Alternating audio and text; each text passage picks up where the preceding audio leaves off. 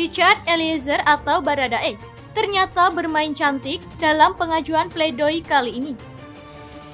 Namun sebelum lanjut, dukung channel ini dulu dengan menekan tombol subscribe dan aktifkan tombol notifikasinya agar Anda mendapatkan informasi terbaru dari channel ini. Jika sudah, kami ucapkan banyak terima kasih. Diketahui, Baradae dan kuasa hukumnya tak mengajukan pledoi berupa permintaan dibebaskan dari hukuman kasus pembunuhan Brigadir C. Strategi Baradae dan kuasa hukumnya dalam nota pembelaan atau pledoi tersebut terbaca oleh ahli hukum pidana Albert Aris.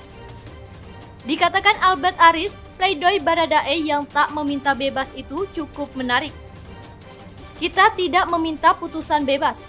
Sekali lagi saya katakan, mereka tidak meminta putusan bebas, tetapi meminta putusan lepas, kata Albert Aris dikutip via ayojakarta.com dalam siaran Sapa Indonesia Pagi, Minggu 29 Januari 2023. Dengan permintaan dalam pledoinya tersebut, Baradae disebut menerima bahwa kejahatan yang telah dilakukannya sudah terbukti.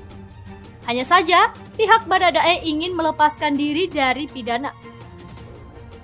Albert Aris kemudian mengungkapkan bahwa ada dua maksud kuasa hukum Baradae mengajukan pledoi tersebut.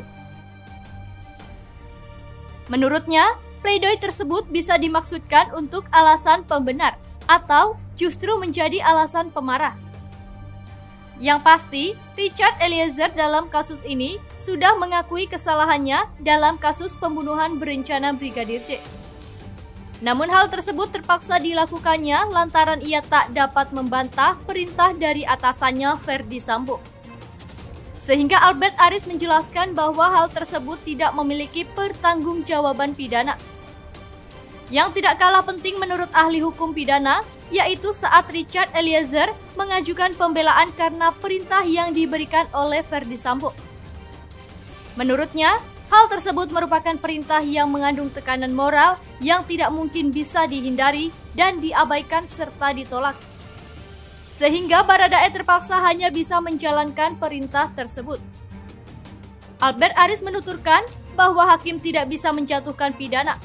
Hal ini terkait dengan hukuman yang kira-kira dijatuhkan oleh hakim terhadap terdakwa. Menurutnya dalam konteks tersebut, jika tidak ada pembuktian disertai keyakinan hakim, sehingga yang menjadi kata kuncinya adalah keyakinan dari hakim itu sendiri.